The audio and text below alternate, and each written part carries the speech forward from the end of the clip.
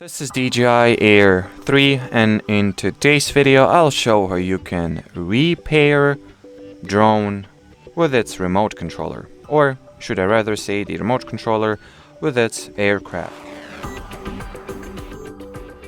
So in the beginning you will need to launch the camera view of the DJI Fly app, then launch settings, select control category, scroll all the way down, then here at the very bottom press the repair to aircraft link, then press and hold the aircraft power button for 4 seconds.